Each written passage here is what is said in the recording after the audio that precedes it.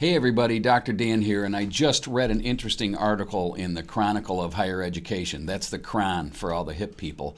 That only about 19% of all PhDs teaching in higher education today have ever had any formal pedagogical training while they were in graduate school. And for online doctorates and doctorates of education, the number is even lower. So I was fortunate that when I was in grad school, I took a course called Teaching in Higher Education, and it was helpful to me. And, part of that class was watching other professors teach. And I think that we all know from experience that, the best professors that we've ever had are the ones who enjoy communicating with others. And I think also for those of us who have been in the business for a while, that as long as we enjoy being around people and being around students, we'll be successful. When you look at teachers and you look at evaluations, the most personable people get the highest evaluations and generally are the most effective teachers. So it's great to know that, as long as we're in the business because we enjoy being around people and we enjoy being around students, that we'll be successful. The other thing to keep in mind is that, new learning theories come along all the time, new advice on, how to be a better teacher, new techniques on better teaching. And even though to some of us that's even offensive because we don't feel like we need to be taught how to teach, there's always some benefit in taking away bits and pieces of these theories. So over the years, that's one thing I've learned. Someone might come in and say, "Hey, you need to flip your classroom," and maybe I don't want to flip my classroom, or maybe I can take parts of that idea of providing students with content outside the class and still keep my own style up, but incorporate parts of the flipped classroom into my teaching techniques, and that's helpful to me.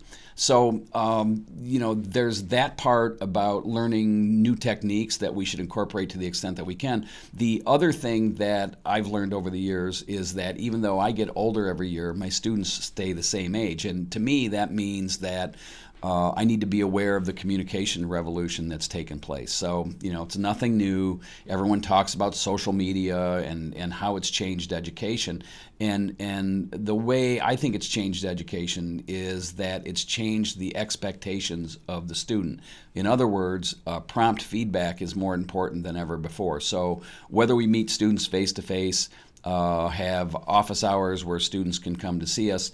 The other thing to be aware of is that students communicate differently and they expect you to get back to them quickly. So whether it's email, which many students don't ever read, I think, or texting, which is my preferred method of communication, students expect that prompt feedback. Now, sort of an informal poll over the past couple of years is that I've given my cell phone number out to all my students, and over 75% of my students, their preferred method of communication is texting. So it's something to keep in mind. You don't have to do it, but I can tell you it's the way students prefer to be communicated with today, and it's just demonstrative of the change in communications. Our students now are all digital natives. They're used to instantaneous, fast communications, and even putting together an email, even though they should be able to do it, in some cases is too formal for students. So keep that in mind and take away from that what you want.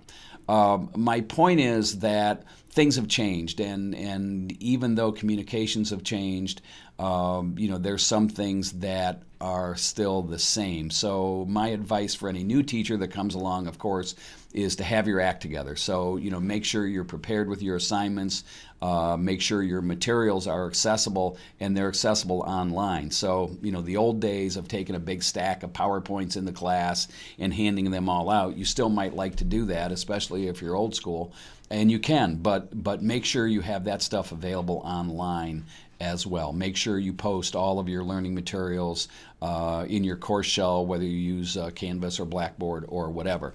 Also, be aware that your students are the same age as they always have been, but you're older. So students are more diverse. Make sure you communicate clearly and make sure you communicate promptly.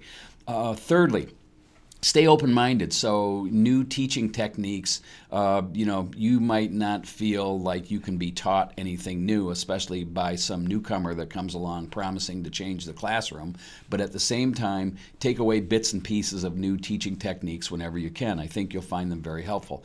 And finally, celebrate, because teaching is still a person-to-person business. So when you're having a good day, when you're meeting with your students and you're communicating, there's no better feeling than that. And so as long as you enjoy being around people and enjoy being around students, you're going to be an effective teacher. So even though the article talked about that, not too many of us have had pedagogical training, those of us who have been around a while know that communication is the key, and prompt communication is even better. So that's all I have for today. Enjoy your day. Take care. Bye-bye.